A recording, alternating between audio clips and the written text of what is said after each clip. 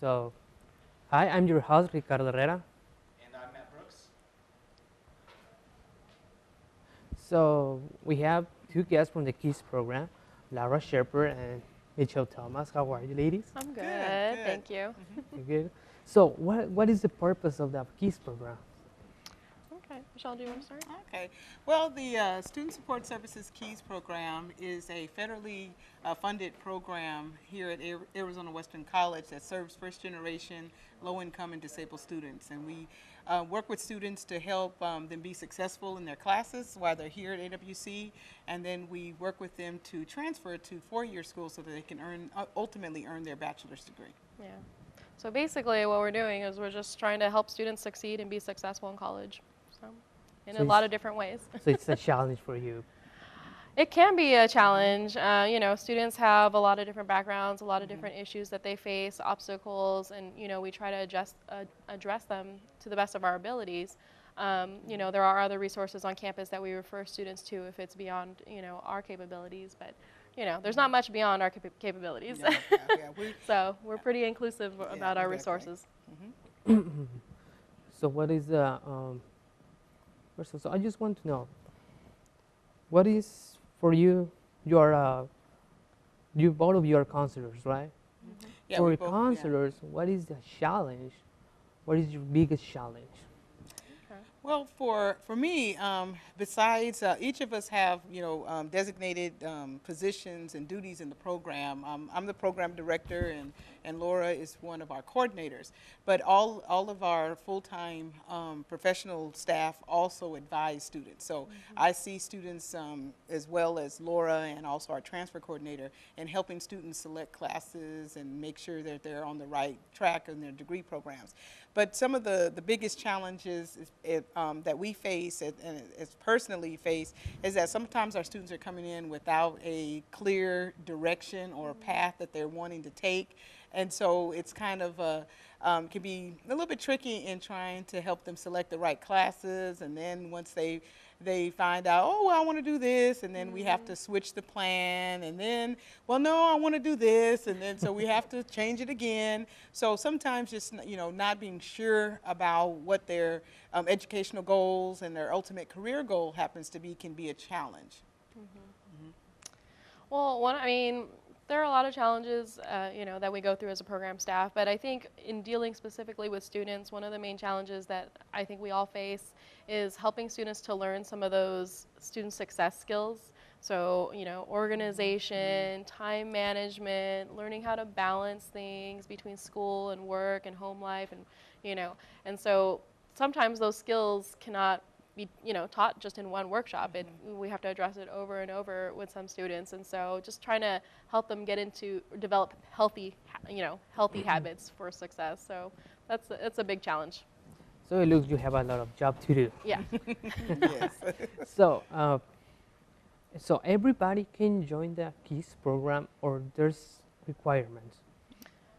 Well, Yeah, go ahead. Well, we do have eligibility criteria. So because we're a grant-funded program through the Department of Education, we are funded to serve about 240 students per school year. And so, because we're only limited to that number of students each year, we have certain criteria that our students have to meet. So the three main criteria that we have are students with disabilities, either learning or physical, students who are from low-income family backgrounds, and that's just based on financial information that they give us, and then also students who are first generation, so students whose parents do not have a bachelor's degree. So those are the three populations that we serve, and so when students first apply to the program, they go through an interview and we determine if they're even eligible for the program first. And then from there, if they're accepted, we determine what else they need. So what about, let's see, if I get my associate's degree, can I still be in the KEYS program or not? Since we're a two-year school and the grant is assigned to a specific school, so you can only. Our goal is to get to help our students earn the associate degree. So once they have earned that associate degree, they have met the objective of the program. So they would not continue to be in our program. But if they transfer on to a four-year school that has a student support services program such as ours, they can apply for that program and become a part of it if they're selected. So, and you're offering tutoring too to those people who need it, right? Yeah, I mean, tutoring is just one of the many services that we offer. We have one-on-one tutoring for students who really need that individual help. We also have group study sessions where our tutors will meet with 4 or 5 students who are taking the same course. And then we also have classes specifically for our freshman students or our first-year students where they have a tutor that goes to class with them and then also holds study sessions with them twice per week. So we have a little So how many variety. tutors are in total? We have 4 regular tutors that serve the majority of our students in the program, and then we have 2 what we call academic skills coaches that work with our first-year students. So what about what happens when a student is failing all the classes? That what help you offer to him, to her? Well, if we find that a student is having academic difficulty and they're not passing classes, such as, just recently, a week or a couple of weeks ago, midterm grades were inputted, and so we were able to look at our students' grades. And if we found some students that were not being successful or passing classes at midterm, some of the things that we do and that we will reach out to that student, have them come in and meet with us, go over what are the difficulties or the problems that they've been experiencing up to this point in the semester. If it's a study skill, problem, if it's test taking issues that they're having, maybe they're not quite taking notes appropriately for that class, or their particular learning style is not matching up with the teaching style. So we kind of assess the problem and what's going on and why they're having the problem. We will then determine what type of intervention is necessary. So if it's tutoring, we'll match them up with one of our tutors or refer them to the Success Center, have them go start attending the study hall sessions that we have twice a week. Sometimes, we will just then advise them to see if it's even possible for them to be able to, pass the class. And then maybe we may need to make a recommendation for them to withdraw from the class and then redo it, another semester. So it just depends. But we really work individually with all of the students, and based on their individual situation and why they're having difficulty, we'll determine the course of action based on that. So there are some students that don't fall under some of the categories for the requirements. Are there any other programs like to assist them, or any that you guys are involved in personally? Well, all of the students in our program do not have to meet all 3 of those requirements. They just have to meet at least one of them. They also have to be, obviously, an AWC student. And so for students who are not in our program, and we do have many that apply and do not get in for whatever reason, we do refer them to other resources on campus. So there's the Student Success Center that has so many tutors and walk-in tutoring and tutors by appointment. And so they have writing, math, science, business tutors, and so that's definitely a huge resource that we refer a lot of our students to, whether they're in or not in our program. Some other ones, we always recommend that students talk with their professors. Professors have office hours for a reason, and so they're there to help you. Some other resources, one program that we partner and collaborate with on a lot of our activities is the CAMP program, which is the College Assistance Migrant Program here on campus. And they work with students, first-year students who have a migrant family background. And so they offer a lot of the same services as us. So if they don't qualify for our program, they may qualify for that program. So, and we just have to look around, and based on the students' interests, their experiences, we may recommend them to different resources. And then there's also a couple of other grant programs that are also here at AWC. The STEM, the various STEM grant programs are also available. So if a student is interested in some of the applied science degrees, such as in automotive and the I can't even think of all the different Solar, Yeah, voltaic, yeah. they can become a part of that program and be able to transfer on to NAU to get a bachelor's of applied science. And then there's also another STEM program that's affiliated with University of Arizona. So there's several different resources and programs here at AWC that is able to meet the various needs that the students here have. Definitely. So did you need to complete something through the semester? You know, there's a requirement through the semester to feel something. As part of our program? Yeah. Yeah, all of the students in our program are required to meet with us at least twice per semester. So at the beginning of every semester, we have them come in for what we call a focus session.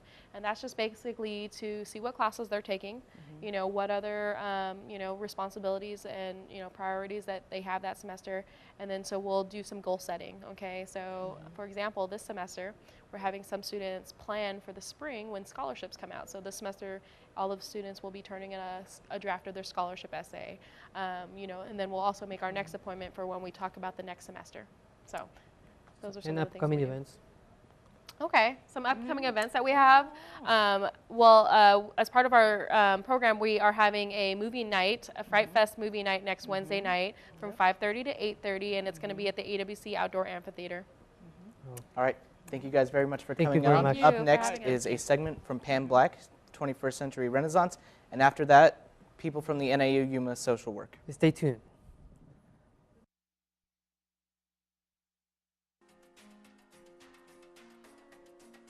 It is said that music makes the world go around. Throughout history, music has reflected a culture's individuality. Music is used to communicate what is happening historically. The sounds produced by the music of a given time period are a reflection of what people are experiencing in their daily lives. The Renaissance saw music coming into its own. Instruments have been developed that allowed greater expression. New techniques were experimented with and shared between the different styles of secular and sacred music. The printing press provided a way to share music that had been previously unavailable. Currently, digital computer advancements are providing new platforms for the expression of music. What will the future offer? Today, I asked Professor Pollard of AWC's Music Department for his thoughts on the development of music, past and present.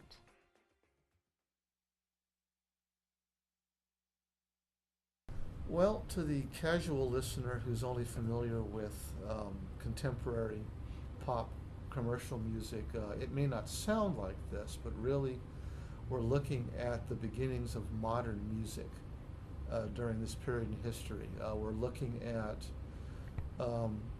modern music notation being developed, particularly during the 1600s, 1700s.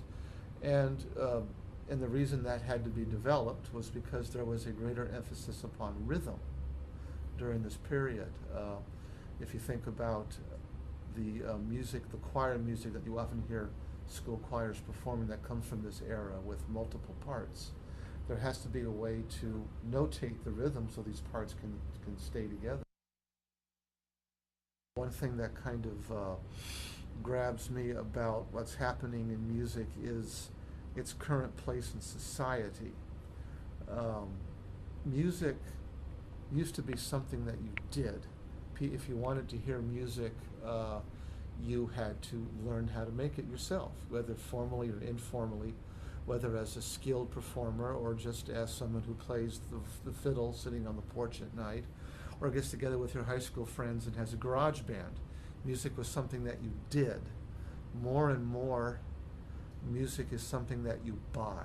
Increasingly, society's view of music is not as something that you would apply yourself to and learn and entertain yourself and express something. It's something that you buy or download. One trend in music, particularly in classical music, which is my favorite area, that I do like is the way that certain boundaries and categories have been broken down. This way of pigeonholing and labeling music as pop versus classical really is a modern idea. It only dates from about the 50s. Before that, music was music. Mozart and Beethoven had to pay rent. They wrote popular dances. A lot of what we call classical music was the pop music, if you will, of earlier generations. So this division between the popular and the art really is a contemporary one, for which classical music kind of bears a blame, because during the early 20th century there was this trend towards very dissonant music that did not care whether or not the audience liked it. And it led to a number of trends where classical music kind of became isolated from what was the strong commercial trends in music. Over the past generation, those trends have been breaking down. You see a lot more mixing of musical styles. I think the trend towards breaking down categories is a positive one, and in some ways, even though our music doesn't sound like the way it did during the 1700s, we've kind of gone back to an earlier idea about music being music, and not trying to pigeonhole it into what our introduce yourself. Go ahead and correct us. Motivated categories. Are you inspired to contribute to the 21st century renaissance of music?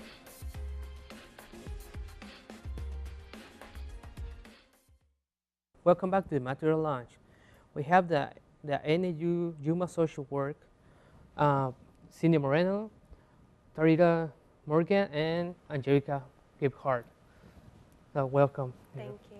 So what is the NAU Yuma Social Work about? What you guys does? The NAU social work program is about getting us ready to be social work practitioners.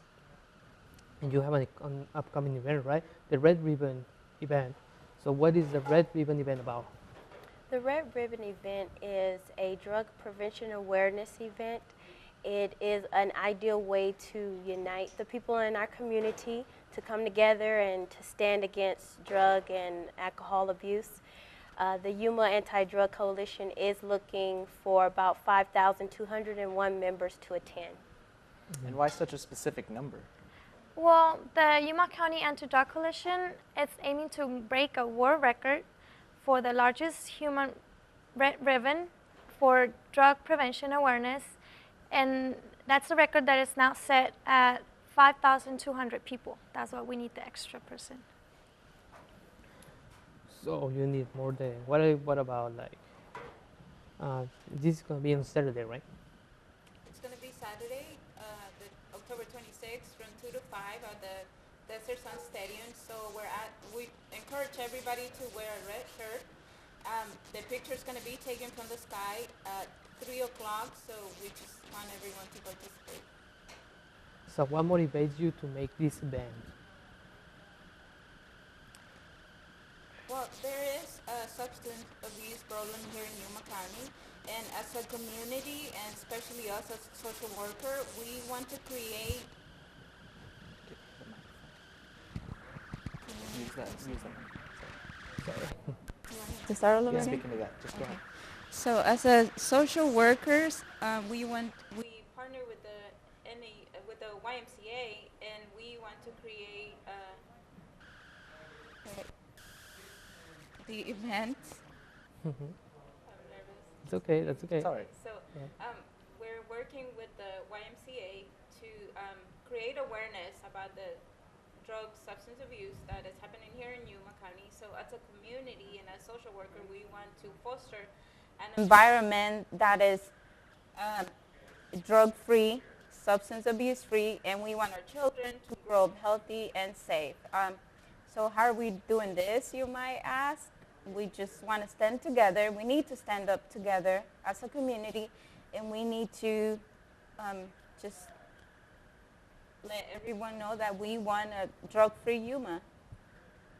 And what the red ribbon represents and symbolizes is alcohol, tobacco, other drugs, and violence prevention awareness campaign. And it is annually observed in October. So you guys are glad to be there, so you're proud. Yeah. Yeah, and the idea for this event is in collaboration with more than 20 agencies here in the Yuma County. Um, they are working together, like they are representing the Yuma County Anti-Drug Coalition. The event is going to be free and open to the public. We're going to have prizes, food, music. We're going to have a trunk or treat activity for the kids. We also going to have, for the first 300 people, they're going to give them gift bags. Plus, everyone who attends the event will be entered into a raffle for an iPad. And if anyone wants more information, they can visit our Facebook page. It is www.facebook.com/YCACDC. Have you? So how did you guys personally get involved with the NAU Yuma social work group? Well, we had a project to do, and it was about helping an agency in our community to have whatever they needed. So we chose the Yuma Family YMCA because we knew that they had this big event coming up, so we wanted to be a part of it. So, what does the red ribbon represent? As I stated earlier, it represents the alcohol, tobacco, other drugs, and violence that took place. There was cartels and a lot of murders going on. Kiki Camarena, if I'm pronouncing it correctly, was killed, and she basically was kind of like a notable person in the community, and basically that event was started in 1985, and so it was sort of a movement that took place in just standing against the drug violence and all of that in one, and getting the word out so that our kids and everyone would be safe and take a stand against the violence. Did any of you have a personal inspiration to get involved in the social work field? I definitely did. I had a difficult childhood growing up. I saw myself, even as a young person, helping other young people, whether it was with their family issues, just someone to talk to. I would be there to listen. So it kind of was a desire and a passion. And I never could think of the word. What is this that I want to do? I could sing, I could do other things, but how do I want to help other people? And social work is the way to go. Like Terita say, seeing the problems, the social problems that we have here in Yuma, like the substance abuse, I think we all want to do something about it. And like this event was like a great opportunity for us to show the community that awareness that there is something going on, and we stand together. If we stand together, we can actually, our kids can be safe and healthy here in Yuma. We need to have a healthy Yuma. So a personal experience, let's say you have some personal experience, like somebody who uses drugs or Well, it was some extended family member. Yeah, he was involved, and he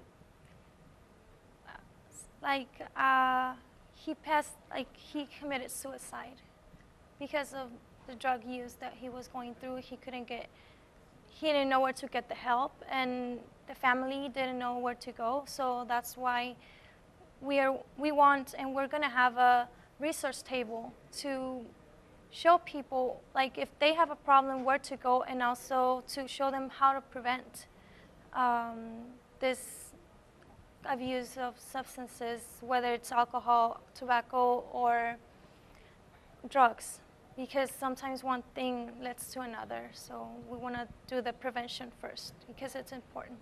So it's when you decide to have the people, join this group. Yeah.